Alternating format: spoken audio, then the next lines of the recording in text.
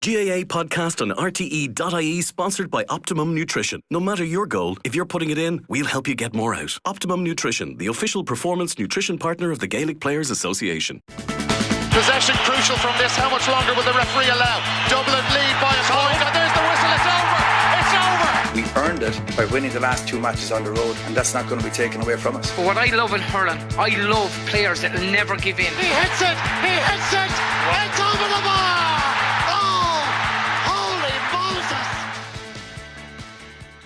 Hello and welcome to this week's episode of Camogie Extra. With the semi-final pairings decided and over a week to go before the Nolan Park fixtures, we are taking this opportunity to delve into some of the issues around the game. Orla Keeling is here with me as always. Niamh Rockett is also here, Waterford Camogie player, and Conor Meyler, Tyrone player, footballer, also with us as well. Niamh, we're going to have to start with you, I'm afraid. It's probably been a tough time for you when you get knocked out of the championship on a big day, and especially when Waterford are a team that were in the All-Ireland final last year and there were high hopes as well for this season. How are you feeling? Yeah, I suppose we really, after last year's All-Ireland final, really wanted to right the wrongs. Every time we meet someone, even up until like last week, they were like, oh, you're unlucky in the All-Ireland final. It was a bad day. So we kind of wanted to right the wrongs, to be fair to us. And yeah, it was very disappointing. I think we're all a bit overwhelmed. I was talking to Beck Cartner and she was like, it's kind of only hitting home now after a week like that. You're knocked out and the whole summer is still ahead of you, like, you know, and I suppose seeing all the buzz of like the Armagh, the Galways, the Corks all last week, like, you know, getting that adrenaline rush. And I suppose when we bet Tipperary last year in the semi-final, it kind of brought it all back. But yeah, after playing a few club matches now and the body is a little bit stiff, so I suppose getting stuck into it is the best way to kind of try to forget and move on. Yeah, Conor, it doesn't really ever get any easier, does it? Because ultimately you don't achieve your goals. No, and there's more miles in the clock then as well, and if anything, it probably hurts more as the years go on. When you're young, you think it's going to last forever. I'm 29 now, and I'm sounding like an old man, like, but I never got playing at all this year with a knee injury, and you miss it. When you're away from it, you maybe take it a wee bit for granted. So yeah, try and make the most of it. Niamh, how do you find it in terms of, I know you were kind of told but when you were about 16 that you wouldn't have, long maybe playing and you'd have knee issues and stuff like that. And Conor, you mentioned your knee issue. How have you found that as a player? Was it kind of brought to you a little bit earlier that you're savouring the moments a bit quicker than maybe an older player? Yeah, I definitely would. I suppose after my getting diagnosis, definitely kind of made you take a step back. I was out for 14 months. I didn't run 14 months, so definitely made me take a step back and kind of, I suppose, reevaluate myself and the commitment I was giving it. And like, there's no point being like half in, half out. So I suppose it's really reinforced the whole commitment of just giving it everything. Like, so like, you'd be very dedicated for 9-10 months of the year. Even when you're in off season, you're just waiting for the next time. You're building your knee up, I suppose, for me anyway. And doing the gym work and doing the rehab, so that it will take me over the line for the rest of the year. I was actually talking to our manager just there earlier on, and he was saying to me, there's a spot in the goal for you next year. So I think Jerry's trying to retire me a little bit earlier than what I want. So I'll leave that to Brianna. I told him already. Give us some insight into what that looks like for you, just the amount of rehab and prehab that you have to do just to be able to get out on the pitch. Yeah, I suppose so. Like, my general week now would be 3 gym sessions a week anyway, definitely for my knee as well.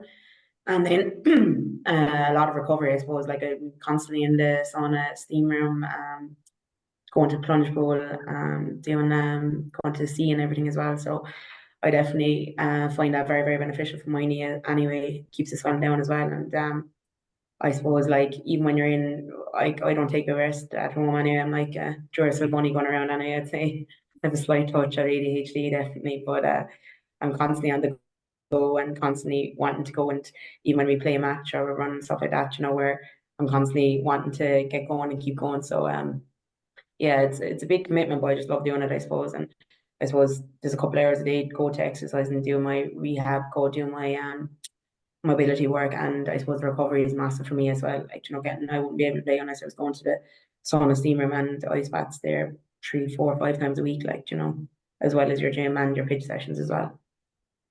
And I was looking at videos of you on Instagram earlier and you were exercising in the sun and looked like you're giving it loads. How's your body? How's the fitness?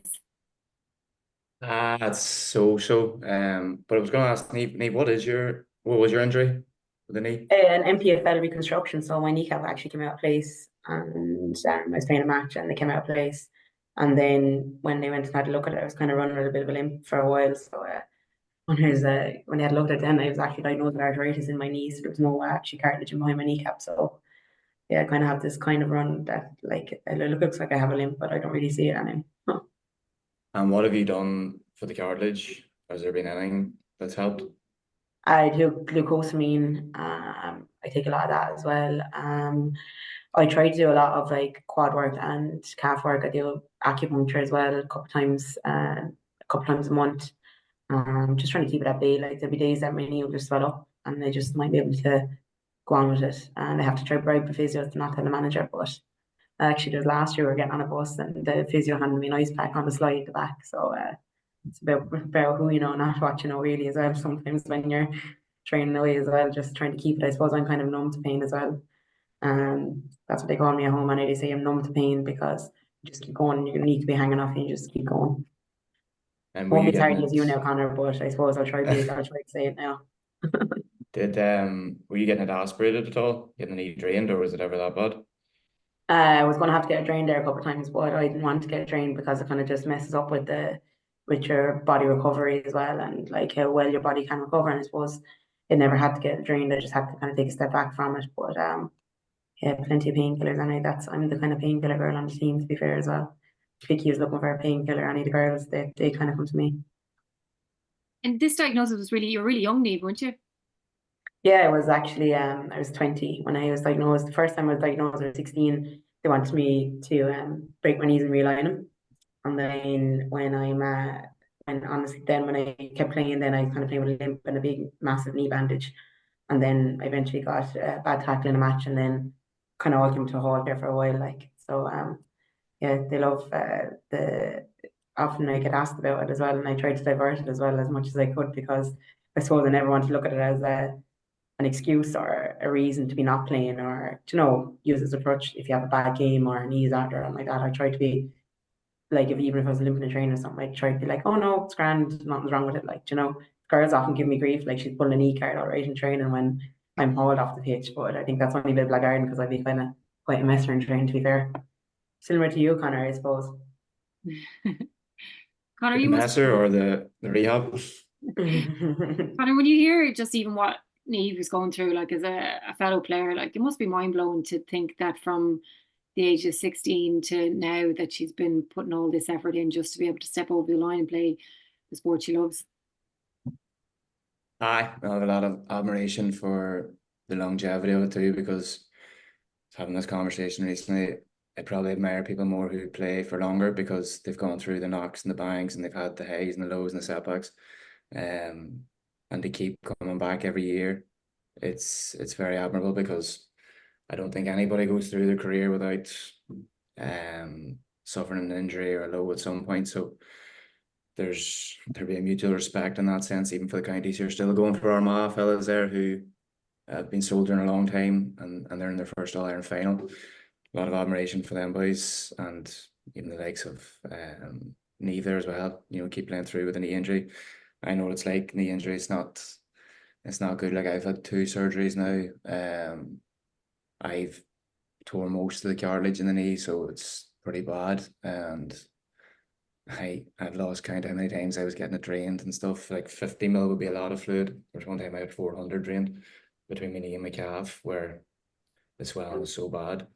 The ice wasn't gonna cut it at that stage. So I've tried every method and everything going.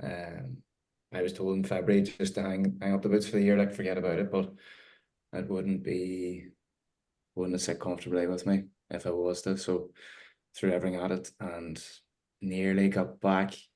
And then I hurt my Achilles. So I'm in with a consultant again next week, and knee consultant, I don't know where that'll go, but yeah, gonna keep throwing everything at it anyway.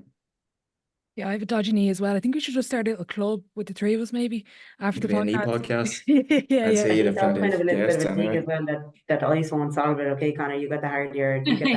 Okay, we'll give it that part for today, Conor. So We can rank it. Who's got the worst one at certain times? No, it's amazing. And And game ready for 7 months. Jesus. lost you there. That's amazing. The longevity, though, is the one thing that really gets me as well, Niamh. Just the sheer length of time that you've been putting into staying fit and staying playing and staying at the top level as well, which is remarkable, and been such a key player all the time for Waterford and been able to perform at the level that you have. It's obviously a sport that means a huge amount to you. Yeah, definitely. I suppose it comes back to my father, and my brother also played for Waterford for many years as well. And I suppose given that we kind of were at home and we're farming at home as well, so I'd say that kind of the numbness and the hardiness comes from that as well. There's no sympathy in our house anyway. So yeah, definitely it'd be, I suppose it's a privilege to be able to play. I think that's the best thing, because like you get to go out on those big days, like we got to go out and Crowe Park for senior All-Ireland finally, and like that was a privilege. Like there was only 30 players able to do that last year for the All-Ireland final for Camogie, you know. So like anytime we go out there, I think it's a privilege to be able to go out there and play at the top level. And the fact that the recognition of the sport is getting so much better as well, it's, you know, it's all great promotion. There's great promotion being done in Waterford at the moment, promoting the game. And I suppose you have to be kind of obsessed, as Conor knows himself as well. Like you have to be obsessed with what you're doing and, you know, live and breathe it. And I suppose you put things on hold in your life to be able to play. I know it's an amateur sport, but you put things on hold in your life to be able to play, and your whole life is kind of centered around your job is nearly second, your family's nearly second, but it's because you love it so much. And I suppose the thrill of it and the buzz you get from that winning feeling and the team mentality, and everyone's going to train, even if it's raining outside or if it's sunny outside, everyone's going to train, and you can kind of switch off and zone out for those 2 hours that you're going as well. How did you find it, Niamh, in terms of looking back last year to the final and the build-up? You know, I wasn't going to ask you before, you know, this season was ended, but like, how did you find your first final building up to it? Was it difficult to try and manage the couple of weeks before? Yeah, the whole of Waterford kind of went a bit mad there for a while. You couldn't buy a blue and white flag, to be fair to you.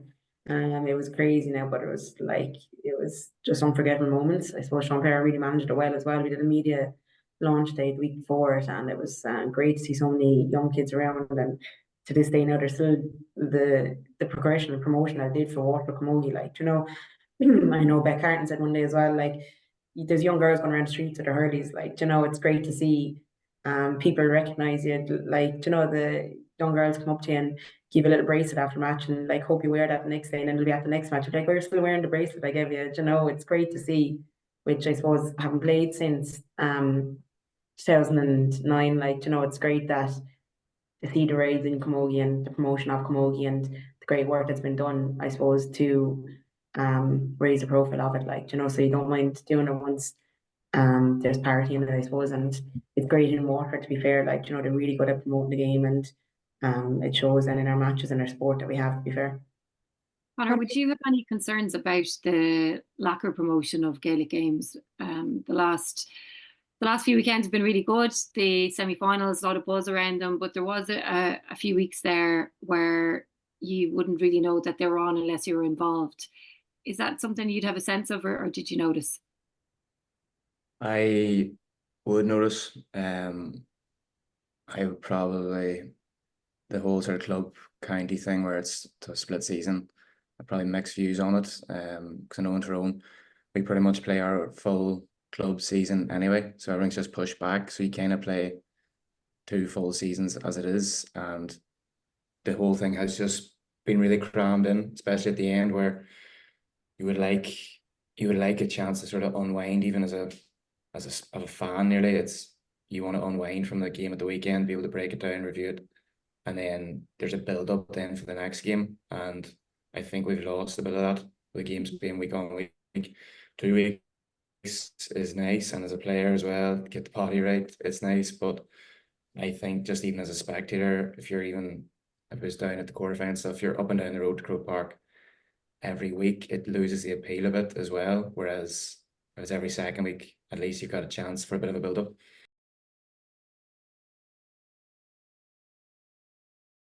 of Niamh, you gave a really detailed kind of approach on your recovery strategies, and it's really interesting to hear. And Conor, you do a lot of doing kind of more kind of different stuff, kind of the nasal breathing, the whoop. I know is a big thing for you.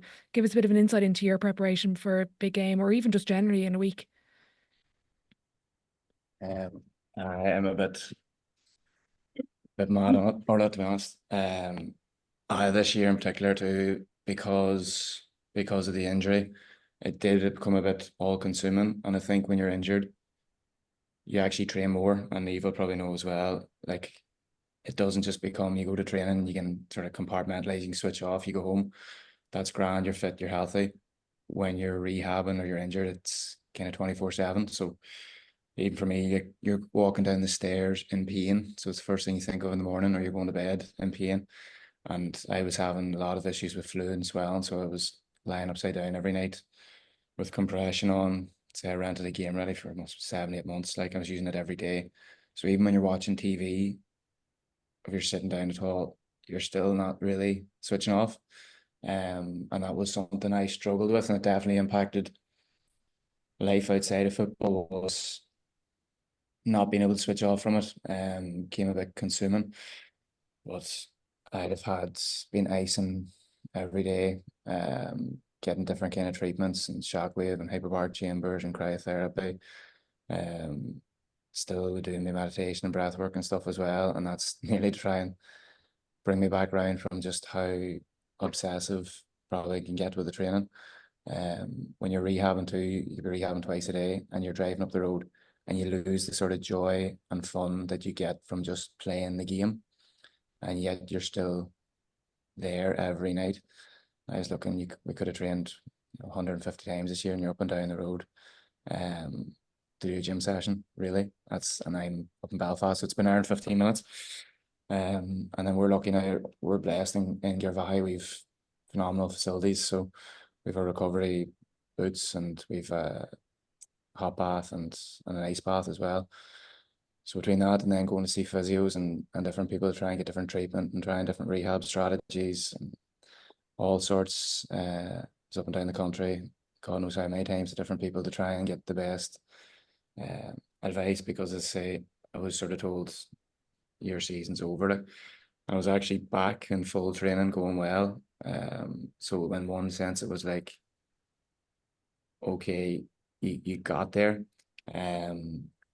but it wasn't quite the fairy tale ending of running out on a Crowe Park that I'd envisaged. That said, you would still do it all again. All of the sleepless nights, and I say that the hours of training just to try and get that chance again. But yeah, it can become a bit, long way around of saying, it can become a bit consuming, Orla.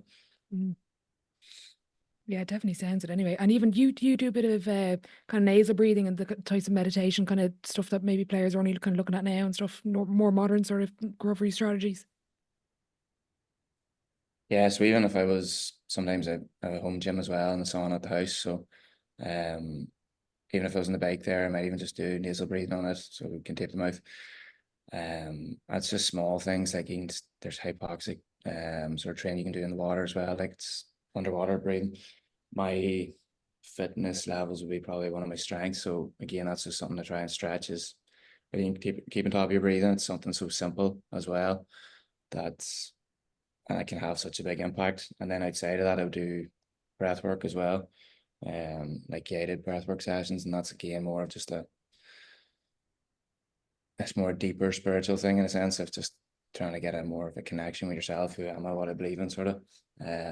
But then you see the impact in training, your recovery, everything. I think you even think of it like, if you're in that high anxiety state all the time, then that's going to impact your recovery, because your heart's racing, you're so stimulated and focused that being able to switch off, I think, is so important. And I look at lads sometimes with such envy who can just, it's as if like they don't have a care in the world, they're not thinking too much about it, and it's nice because they just go and play and have fun, and that's fine. But I think when you're a wee bit more curious, or when you're on that sort of journey of sort of self-excavation or self-awareness, you can't come out of it.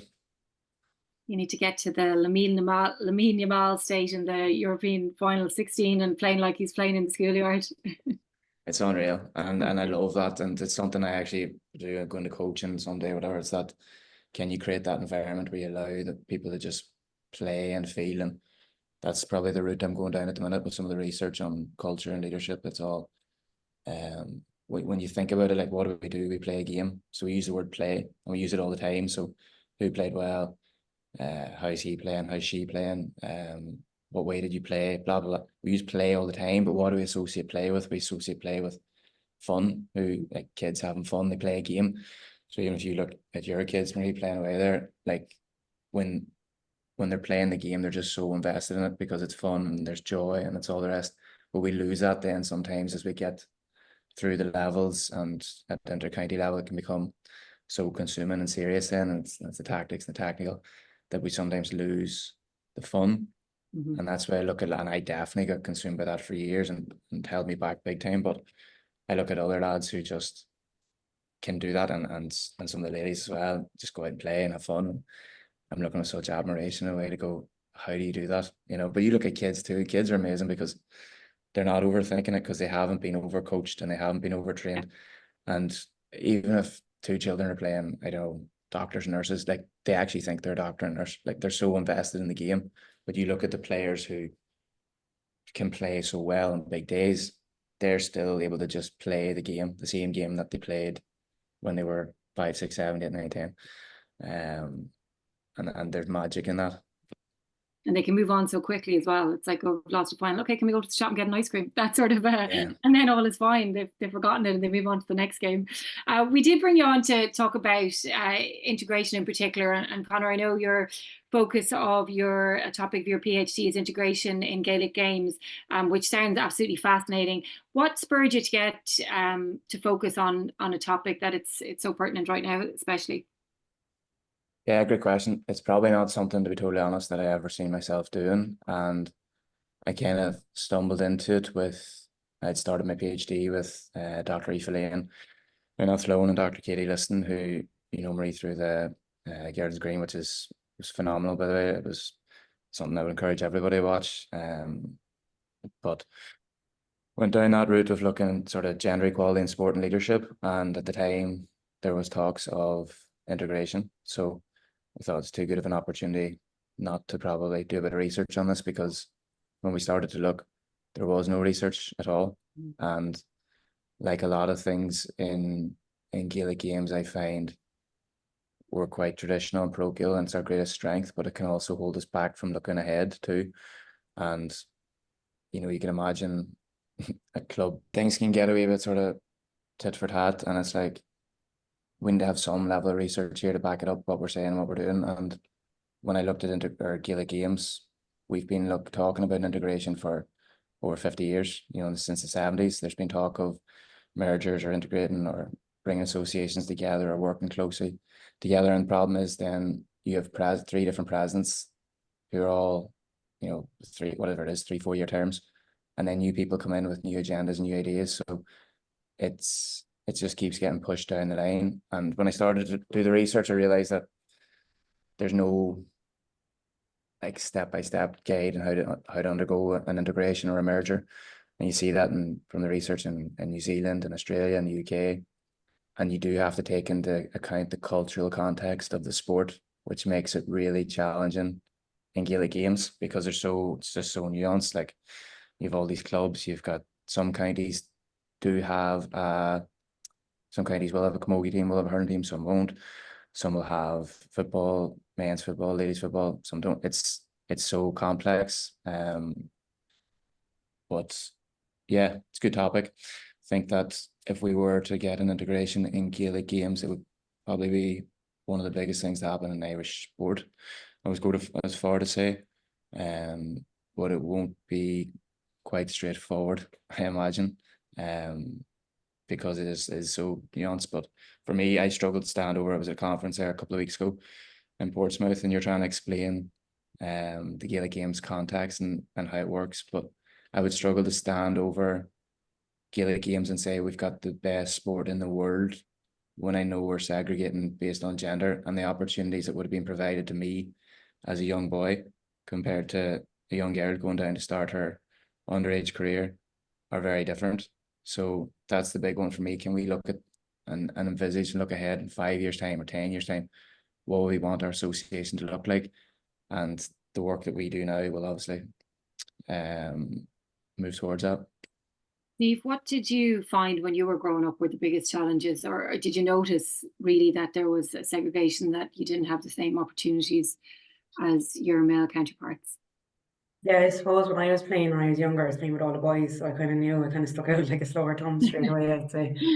I was playing with the boys and the captain of the boys team and stuff like that. So that's the one thing I noticed, I suppose, when I was in school as well. There was only like one or two girls playing when I was in primary school as well. So we're always with the boys teams, and then there was just a limited clubs around Waterford at the time. So like my club is St. Anne's, and that's 20 minutes from my home house, because there's no other clubs around. Now there's been a big surge in clubs, so we've nearly doubled in size in clubs in Waterford in the last 10 years, as opposed to 10 years or 15 years ago when I started playing as well, you know. So that was a big thing anyway for us. But that definitely my brother played for Waterford hurling and football, and I used to be the little sidekick going around watching his trainings with my Harley, with my football class, and can I go with you? He's 12 years older than me, so I was kind of just tagging along with him to training. So I always thought like it was probably like it wouldn't have been a top class professional team, because obviously it was Water football, they were playing in Division 4 at the time, but it was still I was obviously exposed to the standard of male and what should be right and what should be wrong. And then when I did to play with Camogie, and I started obviously progressing with Camogie from underage up to senior level, like you'd see a massive difference in it, like, you know. And just you're like, I suppose you're out of pocket for one, you don't get the exposure. For another thing, like you'd probably be able to see in most matches, be able to see your mum and your dad in the stand, and probably hear them more than likely if they're loud enough as well. And there's a big gap in it, like, you know. I can say in Waterford now it's better because they've promoted a little bit better, but there's still a massive gap between what our male counterparts will get as opposed to us ourselves. Like as a Waterford motor now, we're definitely out of pocket, like we don't get any mileage expenses, and we're constantly looking for fields, constantly looking for pitches. We can't train on certain pitches, you know, and that's kind of a worry constantly, because you can't plan your life around it. Like when you're trying to be a professional athlete and you're as dedicated as our male counterparts, you know, and you don't know where you're going to be training on that from a Monday night to a Tuesday night, you know. Monday evening you might get takes, so like it's very, very hard in that sense. So hopefully with the integration then, even for I suppose for equality as well in it, but also for you know, like fixtures, expenses, etc. No one wants to be, it's an amateur sport. No one wants to be paid for your game, but you also don't want to be out of pocket. And I know many girls that have given up or taken a step back from it because they've been out of pocket, and it's a big commitment when I suppose you feel like you're kind of being a little bit hard done by when you see the males getting it. And like to be fair, you're going to keep getting whatever you get, you know. In Waterford we are probably a lot more privileged than what other Camogie counties would be as well, so you're going to go take what you can get as well. But yeah, there's a big difference, I suppose, from growing up as well. Yeah, how do you find it, Conor, in terms of hearing stuff like that, and even the research? I kind of had a glance at something you posted there recently. It was kind of a guideline with 5 steps. I noticed that you were looking into Golf Ireland and the way they've kind of merged the two associations or the two organisations together. What did you learn from looking into them and what they've done in managing to bring their two organisations together?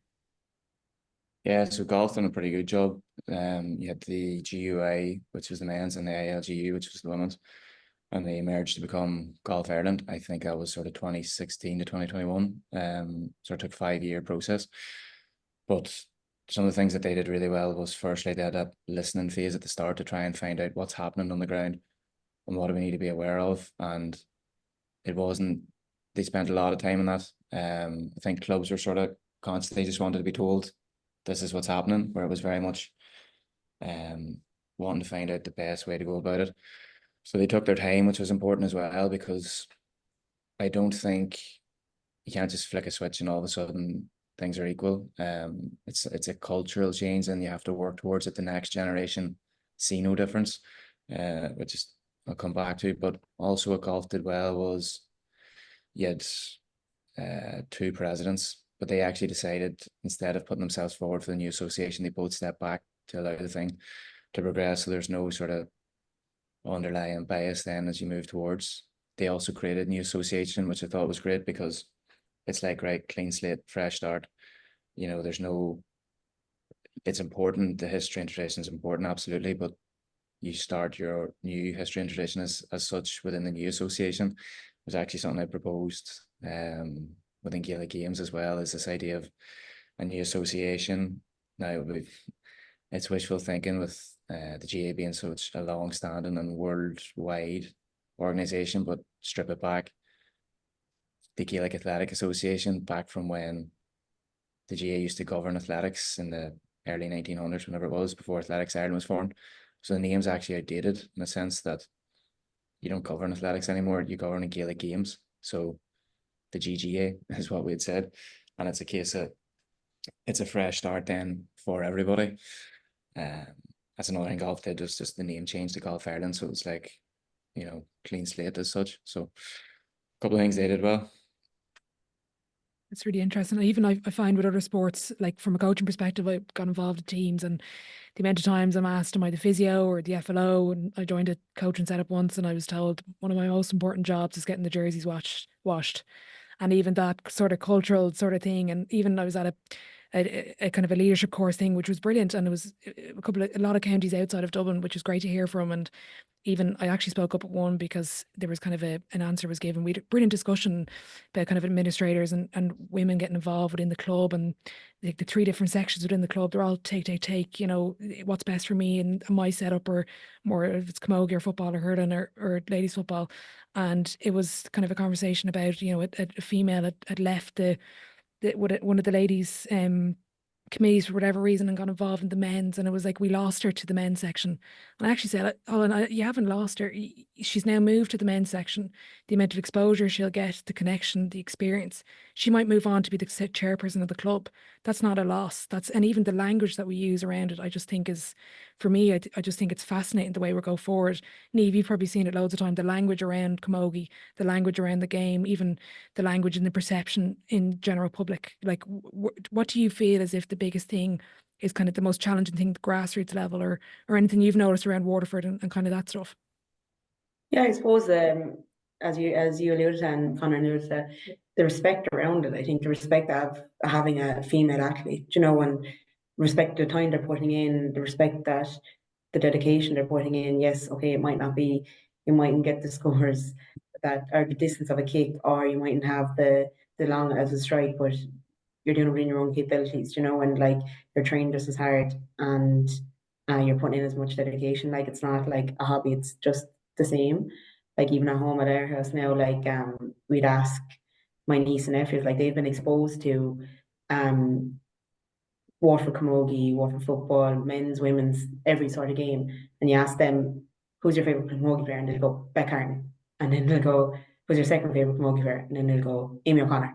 And then, you know, like they'll rattle out all the females first, like even the ladies footballers, and then they might get down to the, like, obviously David Clifford is obviously the goat for him, obviously, but like they don't see any difference. And I think that's the culture change that needs to happen from coaching underage all the way up, like, you know, male, female, the language you use, and giving females opportunities to go in and coach and go in and speak and talk about the game. If anything about it is Ursula Jacob, like, she talks about the game brilliantly. She goes in like every single week, like knows the game inside out, and still people give out about her accent, for example. Like, you know, like that's typically the cultural and the way they speak, and, you know, like it's just having respect there for women, that they do have an opinion, and that they know as much knowledge of the game as everyone else. And I suppose from a young age, like we've exposed our niece and nephews to it, and, you know, I suppose from building it up, I suppose the culture change for Ireland, like, you know, like female sports is on the rise now at the moment, but I suppose it'd be a slow burner. Like, you're starting off from the basics to build it up a bit, and the more exposure it gets, the better it is, and more people, I suppose, the more good games you see, the more people are going to have more respect for it. There's probably a societal change needed, I think, across the board. I think it is. It's a wider societal thing, as you say, Marie. It's like how women are treated in society, our society, as much as sports, kind of the lens that we're looking through. But it's not that it can't be done, because other countries do it really well as well, but we're definitely behind here, and there is probably a generational shift for that. You can see, I could flick on the TV and watch Niamh playing, because it's being publicized more. The generational shift for me is like, even talking to a woman within the FA, was young girls growing up now no different than seeing professional soccer for women, whereas that's a generational shift. So the next generation who come in are part of the new association, the integrated association. They know no different than potentially to go and watch the Camogie final and the hurling final on a day apart or on the same day, and they're both 82,000 people, say, for example. Or you go and watch the men's on before the women's, whatever, and they know no different. They've grown up that way. You go down to the local club, whatever.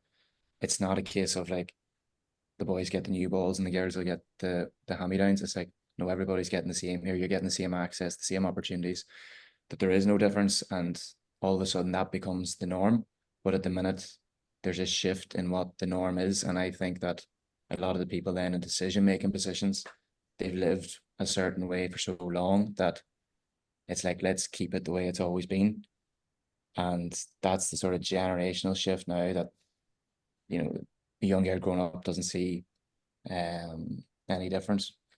Yeah, on Or a that young as well, boy. like even a small change in Waterford, and De La Salle changed their Twitter name and their Facebook name to, instead of De La Salle GA, it's De La Salle GA and Camogie Club. But it should be just De La Salle GA and everyone comes into it. But like, they're like, okay, we're supporting each other. That these kind of small changes. I remember I was talking to Tom Parsons as well up in Mayo, and he was saying that like their club has put in like equal parity across the board. So it ranks from their senior ladies team will get first pick, as well as their senior males team, they'll get the same amount of funding. Then it'll go down to maybe their intermediate team of both codes, and then it'll go down to minor, and it'll go all the way down. So if more people can kind of follow suit on that, as Conor said as well, like it just kind of creates a cultural shift that everyone's kind of doing. It's the norm to do, as opposed to, oh, that's great that they changed their name, or it's great that they're given equal status to both codes. Conor, is 2027 a realistic date for full integration between the associations, do you think? I think it's realistic, yes. Now you can integrate at the top. That's no problem. It's how it filters down through to the bottom, and that won't be all achieved by 2027. So, for example, my own club, Almost and Endless, is good. It's a one club and they do it really well.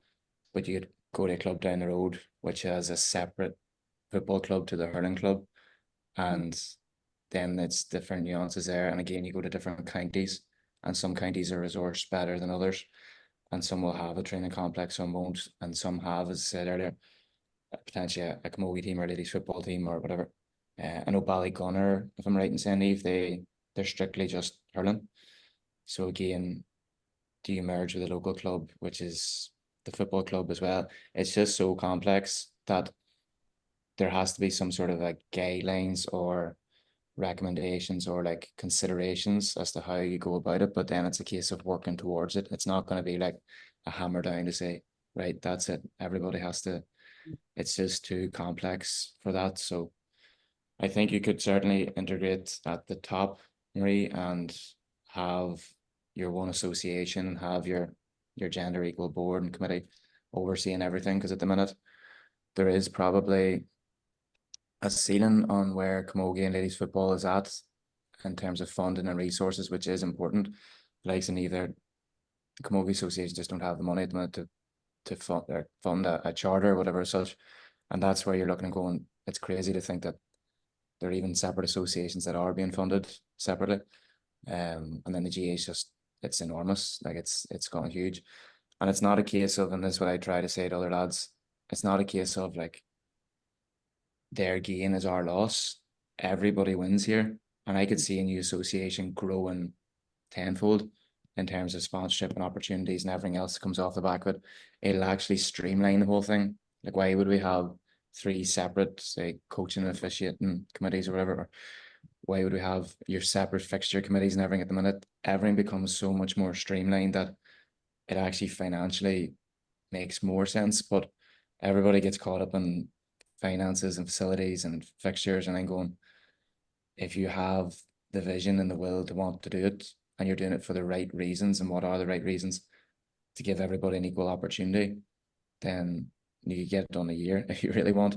But how that, unfolds over the next 5, 10, 15 years will be the challenge. Really well said. I think we'll leave it on the integration there, because that was so eloquently put. And I think if everybody could hear those words, they'd probably understand what needs to be done and what the benefits of it will be in the future. I want to just move on to the games that are coming up very quickly, Niamh, if you don't mind, before we run out of time. Just the two Camogie semi-finals. You probably don't want to talk about them, but just in terms of who do you think is going to be contesting the All-Ireland Camogie final? Yeah, look, it's great to see Tipperary and Dublin in it, as well. Dublin with their massive win last week, and knocking Kilkenny out was great, and it wasn't just a fluke, it was really hard earned, to be fair to them. And then obviously Tipperary have topped the group, they topped their group and went straight through as well. So they'd have the 4-week break now going into the game. So I think that would benefit them massively coming into the game. They have a tough opposition against Galway, two very physical teams. And then in the other semi-final, it'll be Dublin and Cork.